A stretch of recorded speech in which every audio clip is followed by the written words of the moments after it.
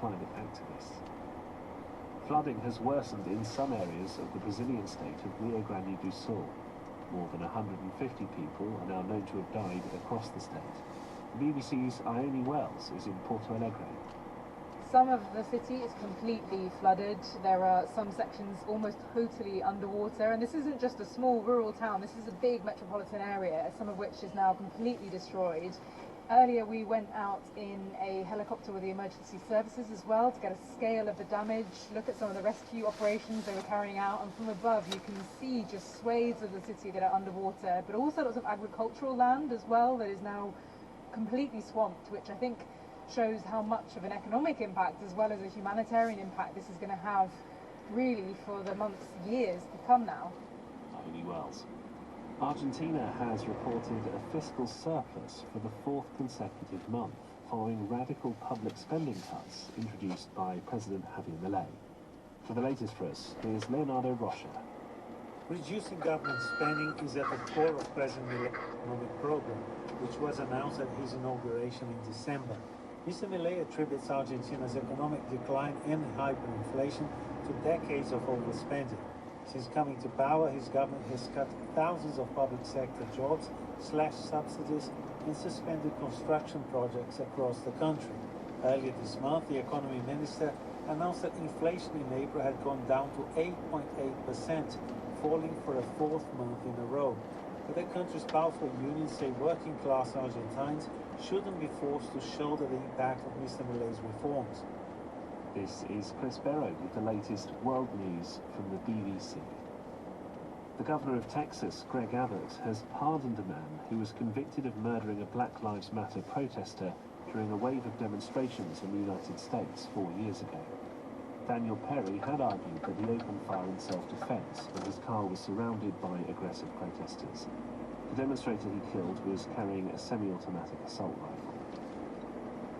Trade and economic cooperation are set to be the themes of Vladimir Putin's second day of his visit to China. The president of Russia is in the northeastern city of Harbin, a city where Chinese and Russian cultures meet. While there, he's expected to visit the China-Russia Trade Expo and a university specialising in research into new military technologies.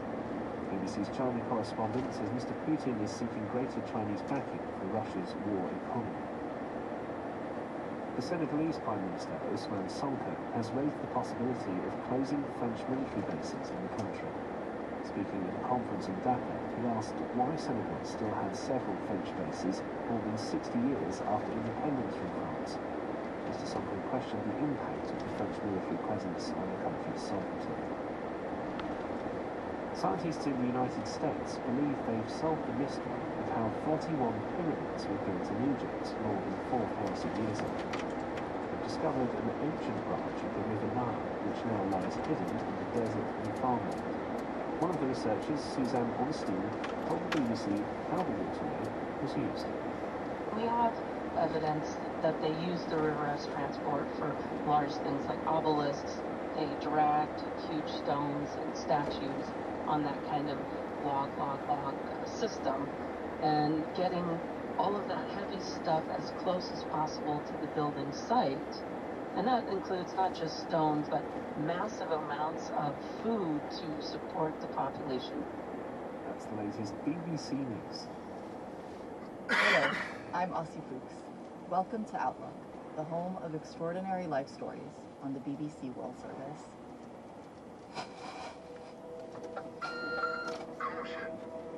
I'm Collier Landry Boyle. And just to make you a little familiar with the courtroom, we have the microphones here. You just speak up right at the microphone. Can you tell us how old you are now? I'm 12 years old. It's 1990 in the town of Mansfield, Ohio, and Collier Landry, a bright, precocious 12-year-old, sits on the witness stand in front of a full courtroom. Collier seems undaunted, up to the task at hand, but he's about to come face to face with the unspeakable tragedy that's torn his family apart. This is the story of that family, a story that starts innocently enough. We arrived in this very small town, and it was a very big deal for my father to come here because doctors over in town. So having a handsome doctor with a beautiful wife and a son was a big deal for the community. Mansfield is very slice of Americana, Midwestern, very red, very religious, very Christian. They were able to create this sort of facade that they lived in, and then it all kind of unraveled. That unraveling would be talked about in the town for decades to come. And at the center of it all would be a brave young boy. I heard blood. Could you describe this sound for us? It's not this loud. And then, about half a minute later, I heard a sound like this. Just even louder. Collier's testimony turned him into a celebrity overnight. The disappearance of his mother rocked his small community, and he would spend the rest of his life picking up the pieces. I wonder if you could tell me about your mom, Noreen. What was she like? My mother was very intelligent, very quick-witted, with a very sort of sardonic sense of humor. She was very adamant about me having a proper education because both of my parents actually, they both graduated from home, and education was held at a very high bar in the household. And also, she was very adamant about treating me like a little adult. She spoke to me like an adult. She had a wonderful, giving, caring, loving spirit. She was so kind with everyone that she met, and she wanted me to appreciate the things that I had in life. You said she treated you like a little adult. So what was that like in practice? So my relationship with my mother was almost like I was her sidekick, right? My father was not around much, and that was always explained to me when he was working. But I would spend some time with my father. I would go on his medical rounds with him to the hospital. I remember as a little kid, I would go and like tap dance for his patients and sing and play this like little harmonica that I had in my pocket because I was always like a little entertainer, right? But I spent the majority of my time with my mother, and I could say I was like a little psychic, a little person, To me, it felt very special. I felt that I was the most important person in her life. How about with your dad? You say he wasn't like, you weren't spending.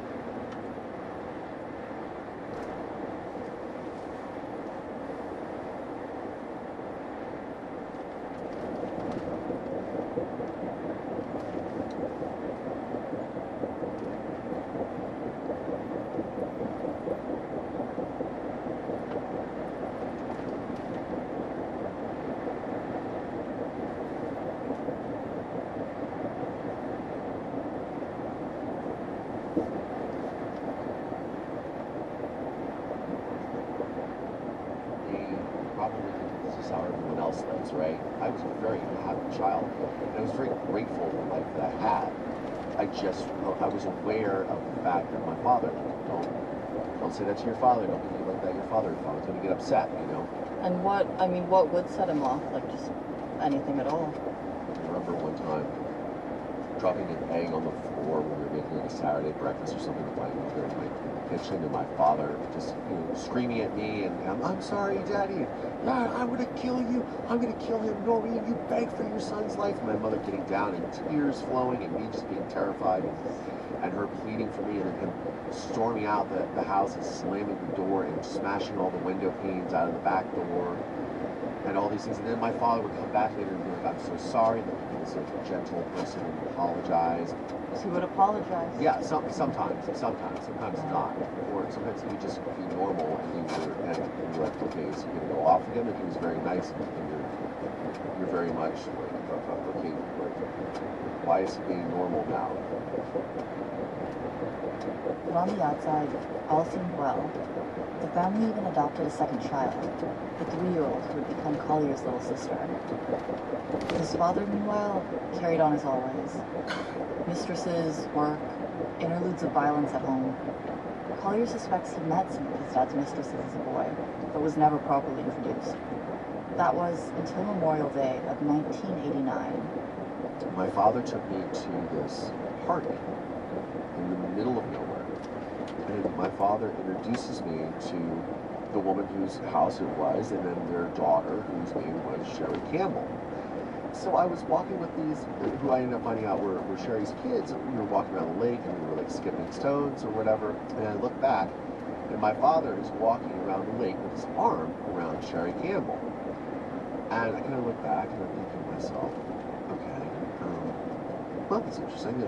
But I didn't really pay too much mind to it. We were driving home, and I said, Daddy, who was that woman? And he said, oh, she's a patient of Daddy's. And I said, oh, I saw you had your arm around her. Why did you have your arm around her? And he said, well, she's very sick. She's dying. And I'm trying to comfort her. And I was like, oh, I was obviously, very shocked by that. Also very saddened because I met her children, and I thought this poor young woman, she was like in her late 20s, and I was like, that's very tragic. But a few months later, Collier was taken to meet Sherry again.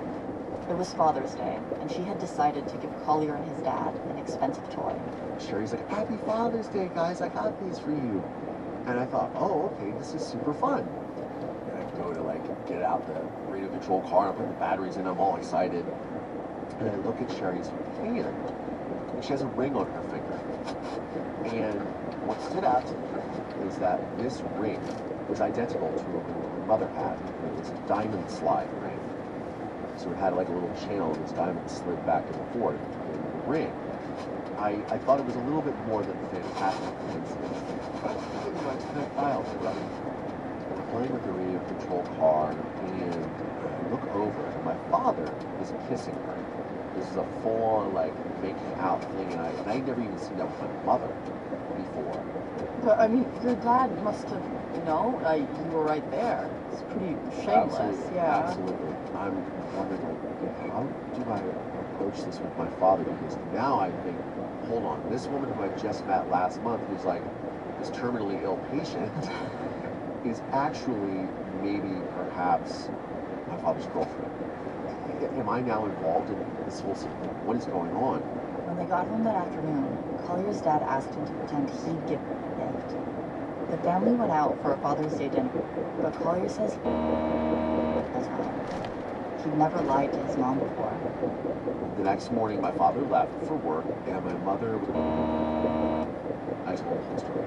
She said she was upset that I lied to her, but she understood my father shouldn't have put me in that position, but she forgave me for that. And I remember that she went to the house, and she got on the telephone, and it got very loud. And, I had never heard my mother yell like that before. So your mother, she'd known that your father had had affairs in the past, but this one was different. Why? My father had had multiple affairs for 2+ decades, but my mother's agreement with my father was when they had me as a child, just don't involve our son.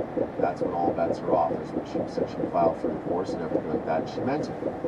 As Noreen began to take steps to make her marriage, she confided more and more to Collier about his father. This is when everything began to change, and he started to see that beneath the respectable veneer, there was something very wrong with Dr. John Boyle. You should be aware that this next chapter of the story is deeply disturbing.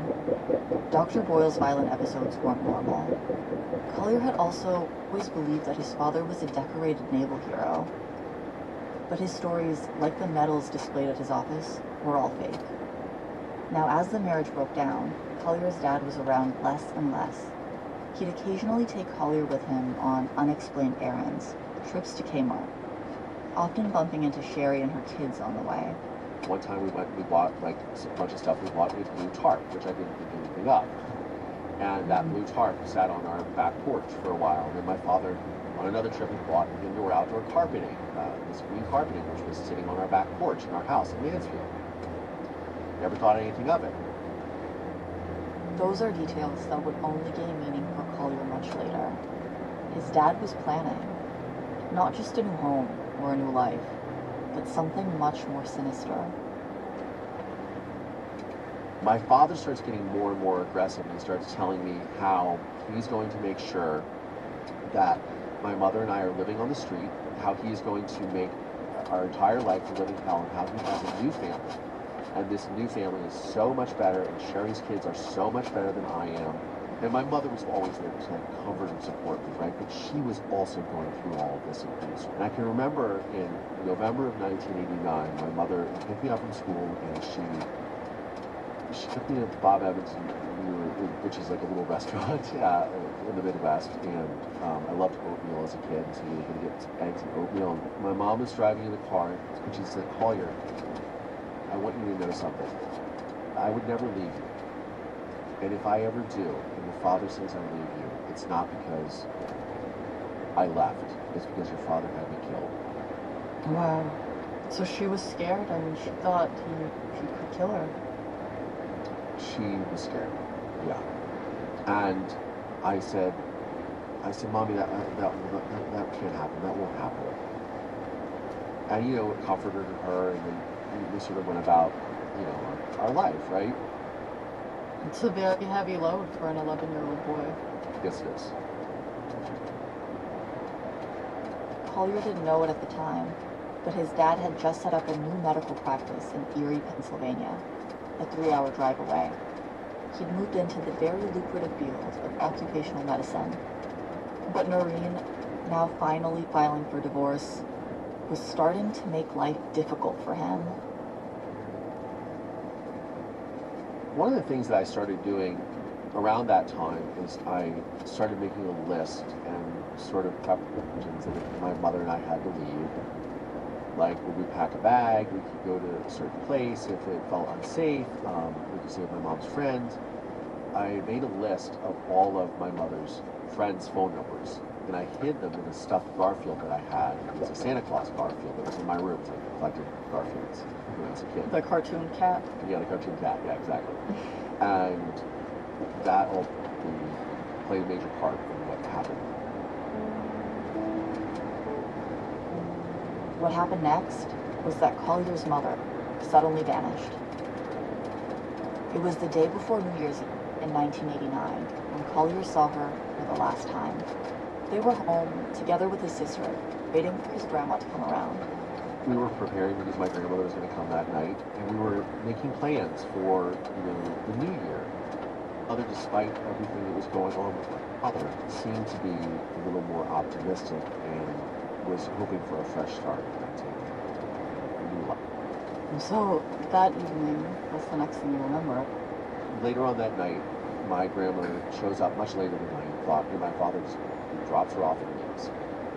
You know, my grandmother is there on the couch, and we're talking, and I love my grandmother, and I give my grandmother a kiss and a hug, and I say goodnight, Grammy, and I give my mother a kiss and a hug, and I say, I love you, Mommy, and I go to bed.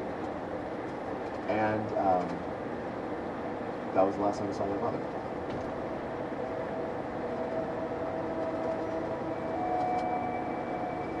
Collier would go on to testify about Noreen's disappearance with extraordinary clarity. As he tells me what happened, the lines between that young boy and the Collier of the present blur a little.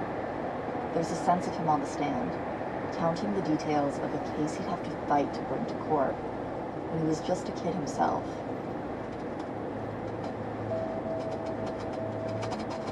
On the morning of December 31st, 1989, I awoke in the middle of the night to what it sounded like a scream.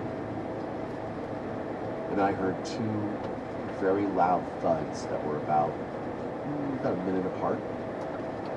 And between those thuds, I heard my father sort of mutter in a very low,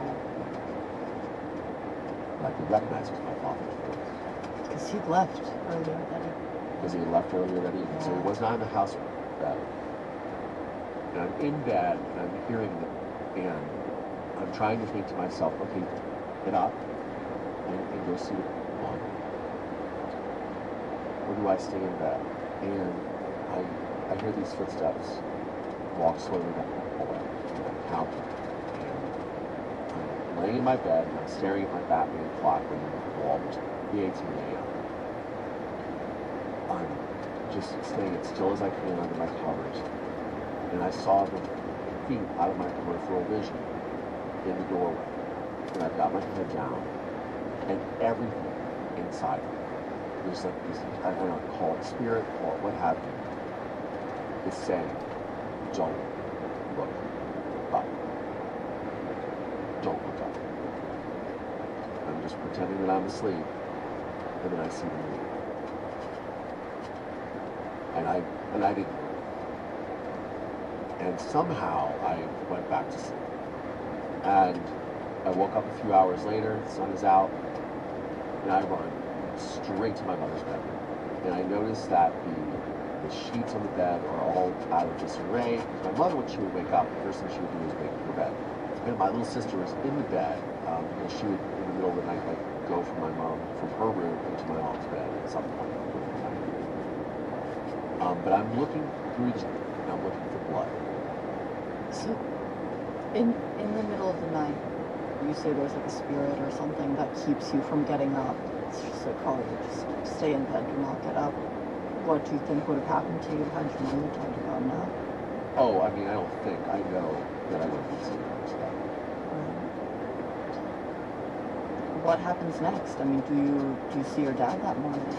Yeah, so I immediately go straight downstairs, and my father is sitting on the couch with a towel wrapped around his waist. He had just gotten out of the shower.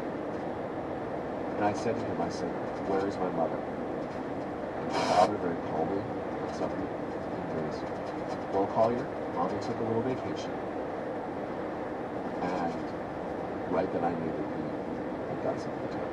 And he starts launching into this whole diatribe about how they got into this argument in the middle of the night. My mother came down, was hollering at him about Sherry and his affair, about money, about divorce. He's going into all these details, and I said to him, what about these sounds that I heard? What about these thuds that I heard? Oh, your mother threw her purse at me, so that was the sound of the purse hitting the wall that you must have heard. I'm like, twice? Oh, yeah, that's what you heard, Collier.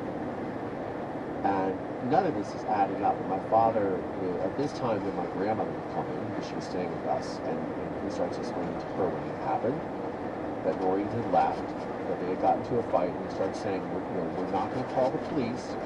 There's no reason to have a panic. Your mother will be back. She's before. And I'm thinking to myself, I've never remembered this happening before. She's never left her children. I don't believe it. And so you have the presence of mind just always. Yeah, so he and I said, what am I going to have for money? She said, I know. And I said, okay. I was personal in my bedroom. I grabbed that list of my mother's friends from that Garfield that I had. I locked myself in the bathroom and I started calling. I said, my father told me I can't call the police, but you can. Call the police. So the police come down to the house, and my grandmother answers the door, and she's yelling at me. She's saying, your father told you not to call the police. We're not involving the police. We're not doing this. You're disobeying your father. I said, I didn't call the police, because that was Joe. Collier sprung into action very quickly. It was like a switch just flipped. Kind of like he'd been expecting this moment for a long time. He'd had that list of his mom's friends' phone numbers stashed away in his toy Garfield. That day, a month earlier, at the Bob Evans restaurant, his mother had prepared him for this. But now, he was on his own. First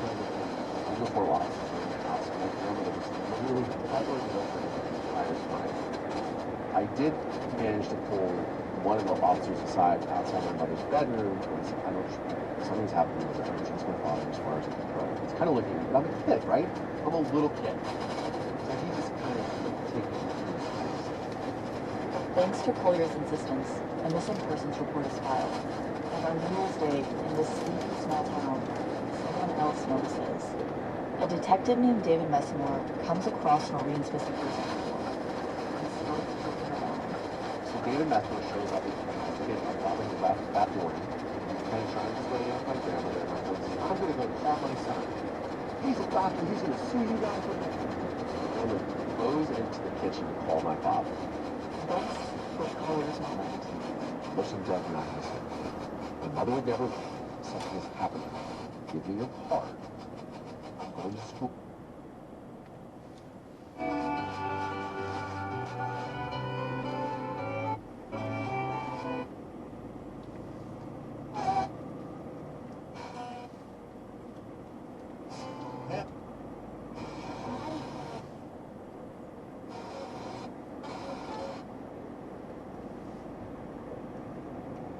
What has happened to her? And could you tell me a little bit about David Messamore? What was he like? I mean, why did you think he would listen to you? Well, a couple of things. Dave just had a sort of very easygoing, calm demeanor about him. And he also had a mustache. And I think that part of it was the mustache in a lot of ways because he, like Magnum P.I. had a mustache. I love that. Exactly. And I think that maybe that was like an Very approachable sort of approachable. thing with him. Is he had this mustache. Kind of like an approachable guy, but I thought also in that moment, like, this is somebody who's here, who's a detective, and if this doesn't happen right now in this moment, that I can convince this man that I know something he needs to hear, this is potentially the only chance I might ever have to find out what's happened to my mother. Join us for part 2 after the news. This is the BBC World Service, investigating why South Africans are taking matters into their own hands when it comes to fighting crime. Outside of a war zone, South Africa is one of the most dangerous countries in the world. Its murder rate is at a 20-year high. It's out of control. There is no law in this place. I'm Ayanda Chali, a journalist living and working in South Africa. I joined 2 volunteer units on patrol. A team of farmers near Pretoria. The users will go out to the farms and cut the fences, steal anything of value. By users, you mean drug users? Drug users, yeah. And a group in a township near Johannesburg. What are you searching for? Guns, knives. We are ready to die for our community. You see the risk they take, but who holds these patrols to account? Crime and punishment in South Africa at bbcworldservice.com/documentaries or wherever you get your BBC podcasts. Next on Outlook, Collier is finally able to confront his father for his mother's disappearance. I heard a thud, it was so loud. He's with you, Les. I said, and that is why I said I was correct. I said,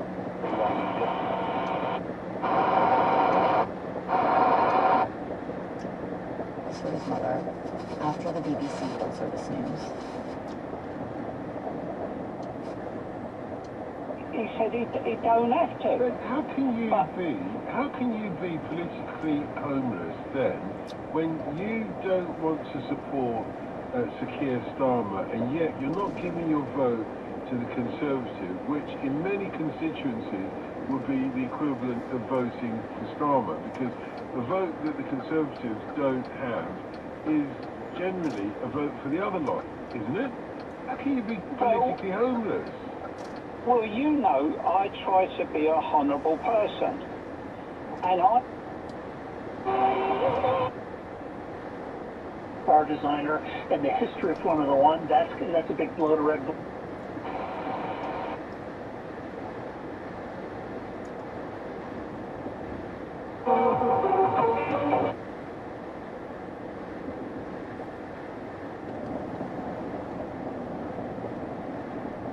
are good for our country. How about and the at water? the moment, I don't know of anybody. How about the water then? Can you trust the water that comes out your tap at the very least? You can't trust Keir Starmer.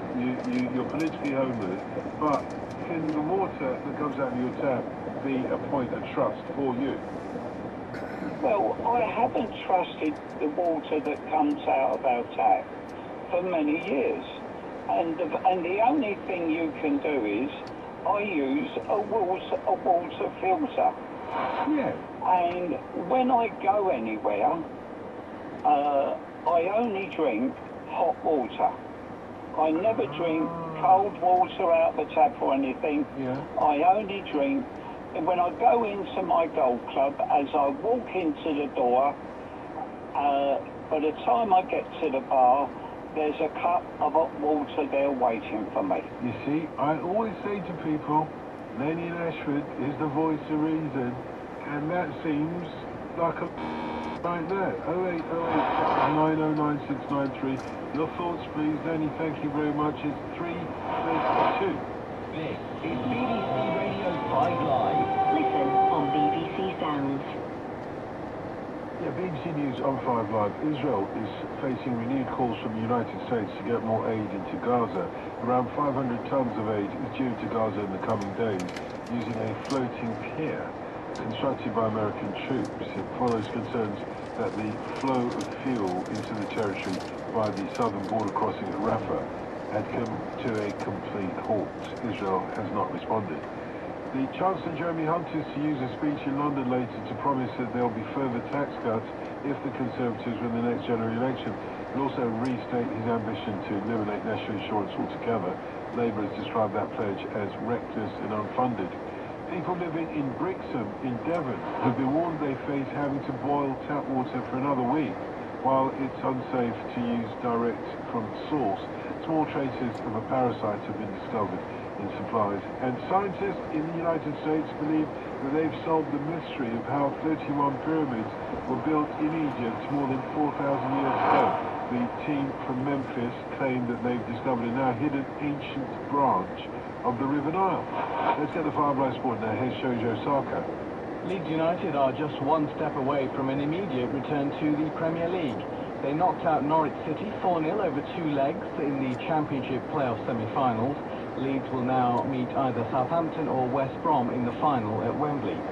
Cricket, and England seamer Josh Tongue could miss a significant portion of the home summer after suffering a setback with a pectoral injury. The 26-year-old who made his Test debut last summer has not played since August, missing England's white ball tour of the Caribbean and the Test series in India. In Premier League darts, Michael Smith beat Luke Humphries in the final to win night 16 in Sheffield. Earlier in the evening, Smith had booked his place in the playoffs. He'll join Humphries, Luke Littler and Michael van Gerwen in the final 4 at London's O2 Arena next week. France's Julien Alaphilippe held off the chasing pack after a huge breakaway to claim his first win of the Giro d'Italia with victory in stage 12. Slovenia's Tadej Pogacar still leads the overall race by 2 minutes and 40 seconds. Harlequins back row James Chisholm has signed a new contract with the Premiership club, which will take him into a 12th season at the Spurs have signed winger Matty Russell on a loan deal from fellow Super League side Warrington Wolves until the 11th of July, and Korak Rambler, winner of the 2023 Grand National, has now been retired. Trainer Lucinda Russell said the decision to retire the 10-year-old was laced with sadness, but it was also a joyous one. BBC Radio 5 Live. The voice of the UK. Every morning, Rick and I wake up with you on 5 Live Breakfast. The latest news. Can you just give us an idea of what exactly has gone on in the last 24 hours? Updates from the world of sport. He's quite an arrogant footballer. He takes people over concerts and it's great to watch. And of course, we hear from you with In My Opinion. Too much hugging. I love hugs with the right people. My issue is hugs with people that you barely know. All that and a whole lot more. 5 Live Breakfast with Rachel Burden and Rick Edwards. Listen weekdays from 6 on 5 Live and BBC Sounds. This is BBC Radio 5 Live. The voice of the UK. We need somebody to look after our economy. It's the biggest issue in Scotland at the moment. Wherever you are in the UK, you're part of this with us. Dalton Adebayo. On BBC Science. Yeah, you'd think that Cumbria had the cleanest water in the country, wouldn't you? Although I'm not currently a Lake Windermere fan, boom boom, because of all the pollution, the water there is apparently polluted beyond all recognition, and I'm not sure with what, but there's a whiff about it, is the least I can say to you. But Ruth in Cumbria says, I stopped drinking tap water after we had a bad water leak here in Cumbria. I was already aware of the problems of untreated sewage being released into rivers, which end up in Windermere, which worried me. But then when the water was restored 2 or 3 days after the leak, it was Lower Ed. The investigation was gaining momentum, and Collier's father could sense it. He sits me down and goes, you know, Collier, I know it's been really, really hard with Mommy leaving us in such a state to fend for ourselves, and I know it's been really affecting you, it's been really affecting me being without her. I miss her so much, and I love her so much. And he says, I have a medical conference that's coming up in Florida this next week, and I think we should do a father and son trip. Collier knows this is not a good idea. So I call Dave Messmer the next day from school, and it's in Florida, and I'm terrified, absolutely terrified. I can't do it. He doesn't have to wait long. On the morning of January 24th, less than 4 weeks after his mother disappeared, Collier and his adopted sister are removed from their home. I come down the stairs with the Children's Services employees, and there are men and women in white lab coats, uniformed officers. My grandmother is being served a search warrant. Dave Messmer is there. Investigators are tearing apart my house looking for my mother's body.